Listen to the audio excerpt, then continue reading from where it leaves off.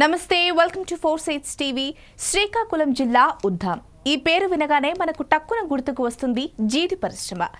దీనిని తెల్ల బంగారంగా కూడా పిలుస్తారు. ఒకప్పుడు దేశ విదేశాల్లో బాగా గుర్తింపు పొందిన జీడి పరిశ్రమ ఇప్పుడు దాని ఉనికిని కోల్పోయే పరిస్థితి ఏర్పడింది.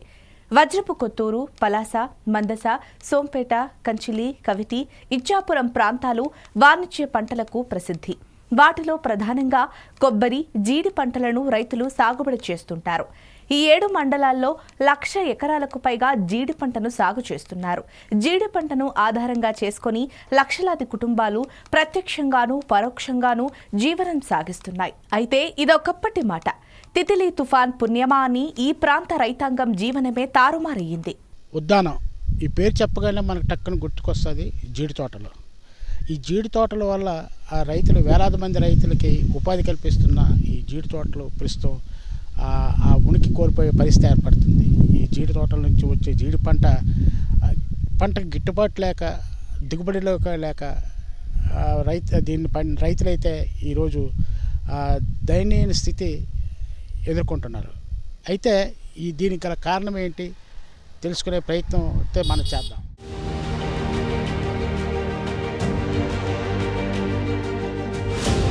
ఈ ప్రాంతంలో విస్తారంగా పండిన జీడి పంటను దృష్టిలో పెట్టుకుని పలాసలో వందలాది పరిశ్రమలు ఏర్పడ్డాయి. ముందుగా జీడి తోటల నుండి జీడిపళ్ళు పుడతాయి. ప్రతి పండు చివరన పిక్క పుడుతుంది. ఆ పిక్క నుండి వచ్చేదే జీడిపప్పు. ఈ జీడిపప్పు తినడానికి చాలా రుచిగా ఉంటుంది. అందుకే దీనికి క్రేజ్ ఎక్కువ. జీడిపండు నుండి పిక్కను వేరుచేసి దానిని ఎండబెట్టి దానికి కవచంలా ఉన్న తొక్కను వేరుచేసి దాని లోపల ఉన్న పప్పును తీసే ప్రక్రియ కష్టతరం. ఈ ప్రక్రియకు గతంలో మహిళలను కూలీలుగా వాడేవారు. అయితే కొన్ని ప్రత్యేక పరిస్థితుల్లో వాటికి స్వస్తి చెప్పి మిషన్లనే వినియోగిస్తున్నారు.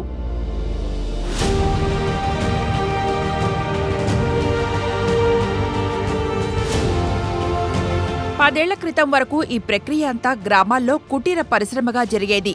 ముందుగా జీడి గింజలను కాల్చి తొక్కలను వేర్చేసేవారు. అయితే పలాసలో ఇది కుటీర పరిశ్రమగా ఏర్పడడం వల్ల వాయు కాలుష్యం కావడంతో పట్టణ ప్రజలు కొందరు కోర్టును ఆశ్రయించడంతో వర్తకులు ఆ విధానానికి స్వస్తి పలికారు. కోర్టు ఉత్తర్వుల మేరకు అప్పటి ప్రభుత్వం బాయిలింగ్ విధానం ప్రవేశపెట్టింది. పలాస పట్టణానికి దూరంగా జీడి పరిశ్రమలు ఏర్పాటుకు స్థలం కేటాయించి బ్యాంకుల సౌజన్యంతో అవి పూర్తయ్యేలా చర్యలు తీసుకుంది. ఈ విధానం వల్ల ఇళ్లల్లో ఉండే ఈ పరిశ్రమ ఇప్పుడు ఒకే దగ్గర ఇండస్ట్రియల్ జోన్గా ఏర్పడింది. సుమారు 100 సంవత్సరాల చరిత్ర ఈ పలాస జీడి పరిశ్రమలకి ఉంది. 5-6 ఫ్యాక్టరీలతో పెనం కాల్పట ఎప్పుడో మా తాతల తల్లిదండ్రుల నుండి కూడా ఇక్కడ పెనం కాల్పులని ఉండేవట. అది నాకు తెలియదు. మరి మారుతున్న కాలం ప్రకారం అలాగా పెనం కాల్పు నుండి రోస్టింగ్ విధానం వచ్చింది. రోస్టింగ్ విధానం నుండి బాయిలింగ్ విధానం వచ్చింది. ఆధునికరమైన యంత్రాంగం వచ్చింది. ఆ యంత్రాంగంకి అటు యాజమాన్యం, ఇటు కార్మికులు కూడా ఇప్పుడున్న కాలం పరిమితులు అలాగా వెళ్ళిపోవడం జరుగుతుంది. అయితే ఇక్కడ మాకు జరిగిన ఇబ్బంది ఏమిటంటే, గత ఎన్నో సంవత్సరాల నుంచి కూడా జీడి కార్మికులకు రావాల్సిన రాయితీలు కూడా గత ఎన్నో సంవత్సరాలు ఎన్నో ప్రభుత్వాలు మారాయి. ఎంతోమంది పాలకులు వచ్చిపోయారు. ఈరోజు కూడా మా కార్మికులకి సరైన న్యాయం జరగలేదని ఈ మీడియా ద్వారా తెలియజేస్తున్నాను. మాకున్న ఇప్పుడు పరిస్థితులు బట్టి వైద్యం అనేది చాలా కార్మికులకు అందకుండా, విఎస్ఐ హాస్పిటల్ లేకుండా చాలా ఇబ్బంది అవుతున్నాము. ఇండస్ట్రియల్ జోన్లో బాయిలింగ్ సిస్టమ్ ద్వారా జీడి గింజల నుండి పప్పును వేరు చేస్తున్నారు. దీనివల్ల పరిశ్రమదారులకు, పట్టణ ప్రజలకు కొంత లాభదాయకమైన, గ్రామాల్లో ఇదే పనిగా చేసుకున్న కూలీలు మాత్రం ఉపాధి కోల్పోయారు. 10 ఏళ్ల క్రితం 20,000 మందికి ప్రత్యక్షంగా, పరోక్షంగా ఉపాధి లభించేది. ఇప్పుడు వారి సంఖ్య గణనీయంగా తగ్గిపోయింది. పప్పు నాణ్యతలో కూడా వ్యత్యాసం వస్తుందని వినియోగదారులు చెబుతున్నారు. పప్పు కాల్చి తొక్క తీస్తే దాని రుచి వేరుగా ఉండేదని చెప్తున్నారు. కుటీర పరిశ్రమగా వెలుగొందే ఈ జీడి పరిశ్రమకు ఇప్పుడు గిట్టుబాటు ధర లేక, మద్దతు ధర లభించక రైతులు దిగాలు పడుతున్నారు. మూలిగే నక్కపై తాటిపండు పడినట్లు తితిలి తుపాను వారి బ్రతుకులనే మార్చివేసింది. తుపాన్తో జీడి తోటలు పూర్తిగా నేలమట్టమయ్యాయి.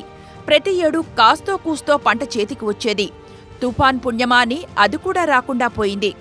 నష్టపరిహారం, సహాయక చర్యలు ప్రభుత్వాలు చేపట్టినా పూర్తి స్థాయిలో రైతులకు అందలేదనే విమర్శలు ఇప్పటికీ వస్తున్నాయి.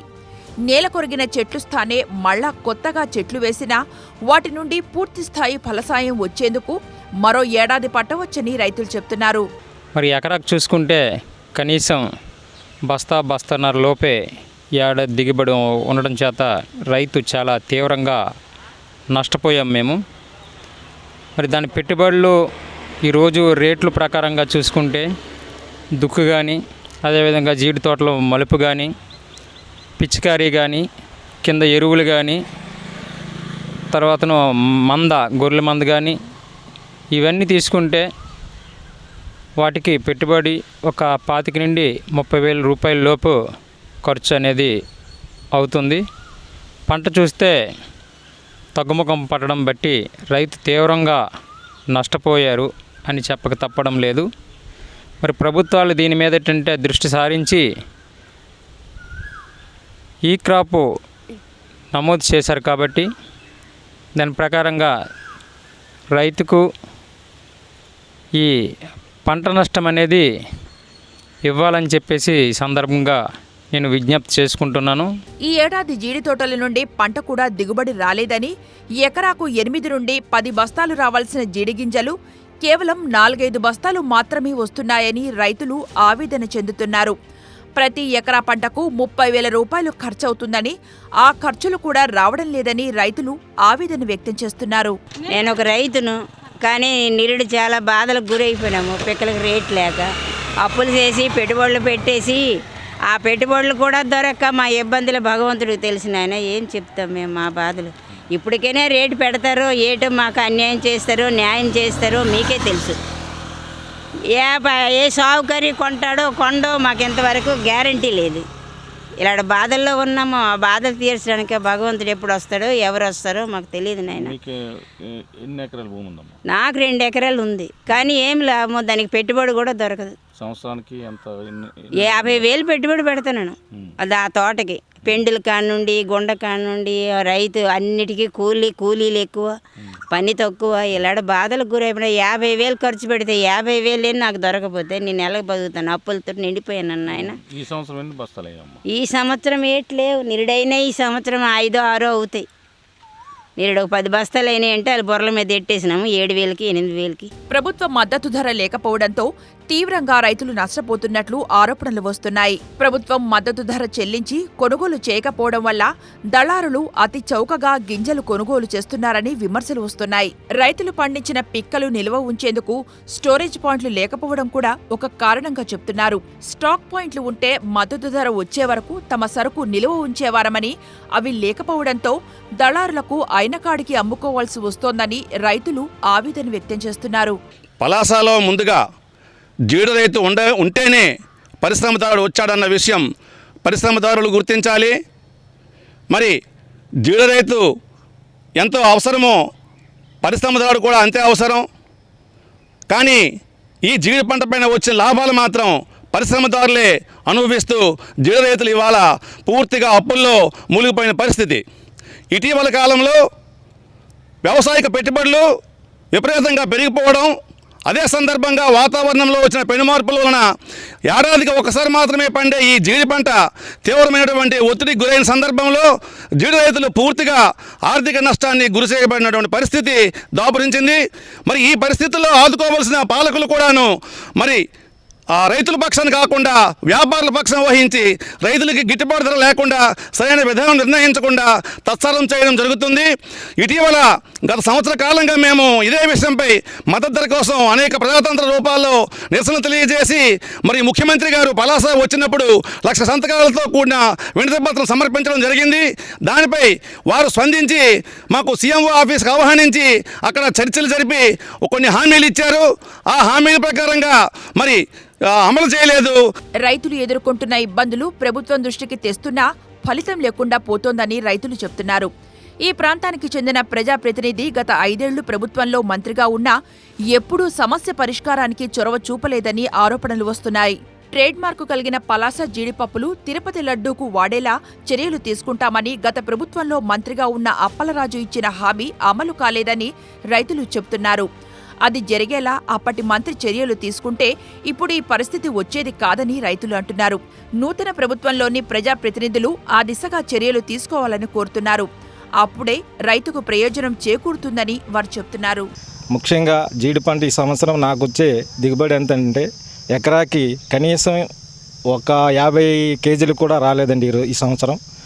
దాని కింద ఈ సంవత్సరం పెట్టుబడి సుమారు ఎకరాకి 30,000 రూపాయలు పెట్టుబడి, సుమారు 30,000 రూపాయలు ఎకరాకి పెట్టుబడి పెట్టడం జరిగిందండి. దాంతోపాటు అసలు యాక్చువల్గా మేము ఈ ప్రతి సంవత్సరం రేట్లు పెరుగుతున్నాయి తప్ప, అంటే దానికి పెట్టుబడికి సంబంధించి మొత్తం కలిసి అంటే కూలీలు, దుక్కుకి, తర్వాత ఎరువులకి, నెక్స్ట్ మందలకి, వీటన్నిటికీ కలిపి మొత్తం చూసుకుంటే సుమారు 30,000కి పైనే అవుతుంది పెట్టుబడి ఎకరాకి. కానీ ఈ సంవత్సరం పంట అయితే ఎకరాకి 50 కేజీలు కూడా రాలేదండి. అలాంటప్పుడు రైతు ఏ విధంగా బతుకుతాడు? జీవనాధారమైన జీడి పంట ఈ సంవత్సరం ఇలాగైపోయింది. అలాగే ప్రతి సంవత్సరం కూడా ఏవో తెగుళ్ళతోని అనేక రకాలుగా ఇబ్బందులతోని పంటకి మేము కాపాడుకుంటూ వచ్చినప్పటికి కూడా వాతావరణం కూడా మాకు సహకరించడం లేదు. దీనిపైన సుమారు 30-40 సంవత్సరాల నుండి కూడా దీని మీద మేము జీడి పంట గిట్టుబాటు ధర కోరుతున్నాము. కానీ ప్రభుత్వాలు దాని మీద కనీసం స్పందన కూడా లేదు. ఈ 30-40 సంవత్సరాల నుండి కూడా మేము ఫైట్ చేస్తున్నప్పటికి కూడా దాని మీద ఆలోచన ఇది కూడా లేదు. ఒకప్పుడు దేశ విదేశాల్లో పేరు ప్రఖ్యాతులు పొందిన పలాస జీడిపప్పుకు నకిలీ బెడద పట్టుకుంది. ఇతర దేశాలు, రాష్ట్రాల నుండి అతి చౌకగా జీడి పిక్కలను మిల్లర్లు దిగుమతి చేసుకుంటున్నారు. ముఖ్యంగా సౌత్ ఆఫ్రికా, శ్రీలంక దేశాల నుండే కాక కేరళ రాష్ట్రం నుండి కేవలం 80 కేజీల బస్తా జీఎస్టీతో కలిపి 6-7 వేలకు కొనుగోలు చేస్తున్నారు. కానీ ఇక్కడ పండించిన పంట మాత్రం 13,000కు పైగా ఉంటుందని రైతులు చెప్తున్నారు. గత ఏడాది ఇక్కడ పండిన పంటకు 8,000కు మిల్లర్లు కొనుగోలు చేశారు. ఈ ఏడాది 13,000ని రైతులు చెప్పడంతో ఇంకా మిల్లర్లు జీడి గింజలు కొనుగోలు చేపట్టలేదు.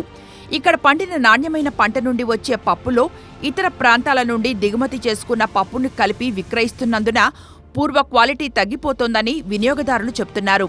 రైతులకు గిట్టుబాటు ధర లభించేలా ప్రభుత్వాలు కృషి చేయాలని రైతులతో పాటు ప్రజలు కోరుకుంటున్నారు. ఇప్పటికైనా ప్రభుత్వం స్పందించి ఇక్కడ పండిన జీడి పంటను ప్రభుత్వం నేరుగా కొనుగోలు చేసినట్లయితే రైతు గిట్టుబాటు కలుగుతుందని అయితే ఇక్కడ ఈ రైతాంగం అయితే తెలియజేస్తున్నారు. అదే సందర్భంలో ఈ జీడి పంటకు సంబంధించి తుఫాన్లు అవ్వచ్చు, వివిధ కారణాల వల్ల పంట కోల్పోతున్న రైతులకు ప్రభుత్వ పరంగా ప్రభుత్వం ఆదుకోవాలని, నష్టపరిహారం చెల్లించాలని కూడా ఇక్కడ డిమాండ్ చేస్తున్న సందర్భాలు అయితే ఉన్నాయి. అయితే ప్రభుత్వం ఆదుకోకపోతే ఇక్కడ ఈ జీడి పరిశ్రమపై ఆధారపడిన వేలాది మంది కుటుంబాలు ఉపాధి కోల్పోయే పరిస్థితి ఏర్పడుతుందని అయితే ఇక్కడ మనకి స్పష్టంగా తెలుస్తుంది. ఇది ఇక్కడ పలాసలో ఉన్న తాజా పరిస్థితి. కెమెరామ్యాన్ శంకర్తో పాటు అబ్దుల్లా, 4 Sides.